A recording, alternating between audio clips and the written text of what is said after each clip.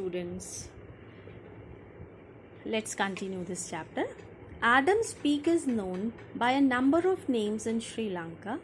It is a pilgrimage spot for people of many religions because of the footprint-shaped carving on a rock at the summit, which is worshipped by all.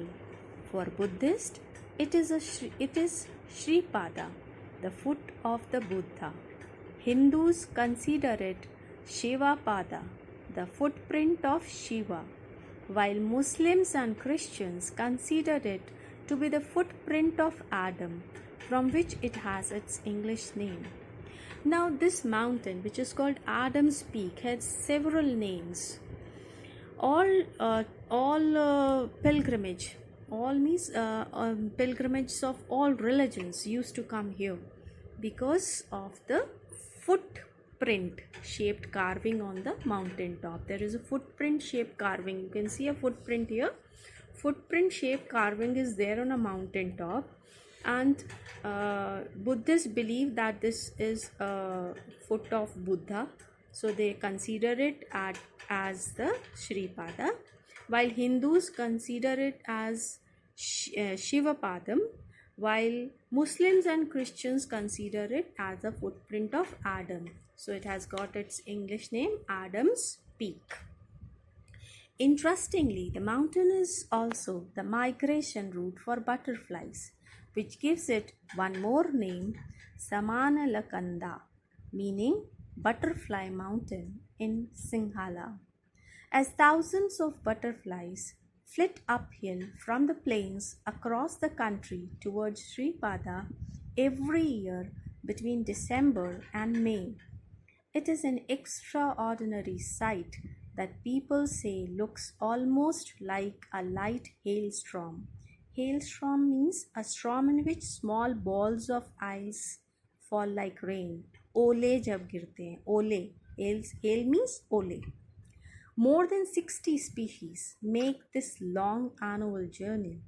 Some of them are large varieties, such as the great orange tip, the lemon emigrant, and the common albatross, which are pale colored with fast and strong flight.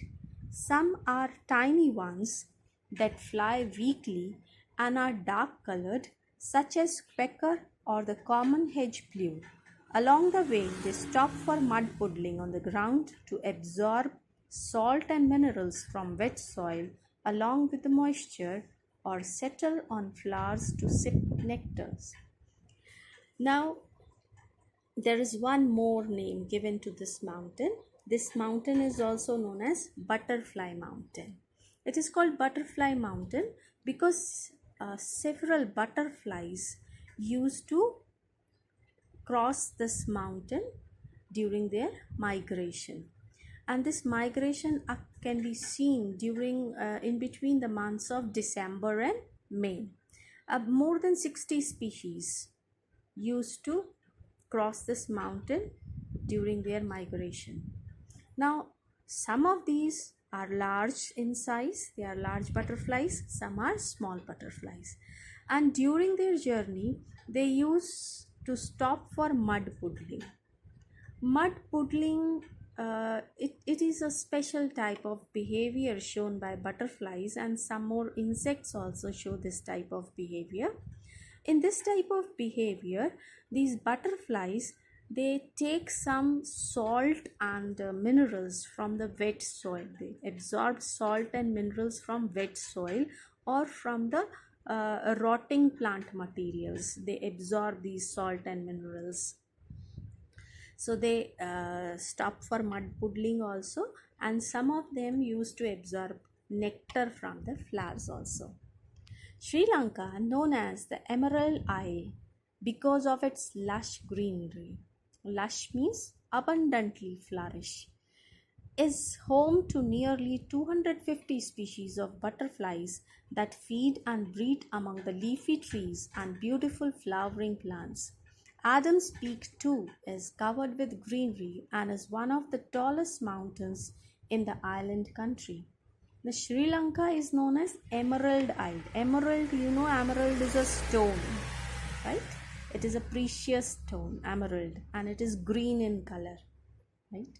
So Emerald Isle means island. So it is called Emerald Isle because it is lush green. बहुत greenery है यहाँ पर. That's why it is called Emerald Isle.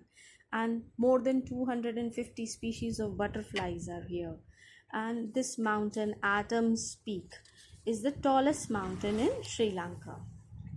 Standing on its own, a little away from the other hill ranges of the area, it looks like a massive cone pointing to the sky.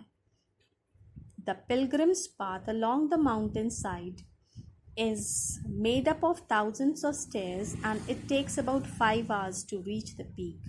From the base to about the midpoint, the slope was relatively less steep than the upper half. Yet in just 2 hours, I was completely tired out, wondering how I would ever get to the top. Thankfully, there were small tea shops along the way for weary means very tired, weary trekkers like me to rest for a while and revive means to feel refreshed after a sweet drink and snacks.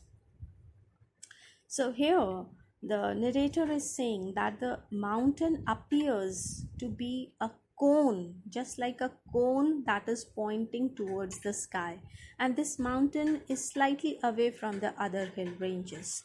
And she says that when she reached the midpoint, she was very much tired, and she is very thankful for the tea shops that were there for a weary trackers like her who can take some drink and have some snacks there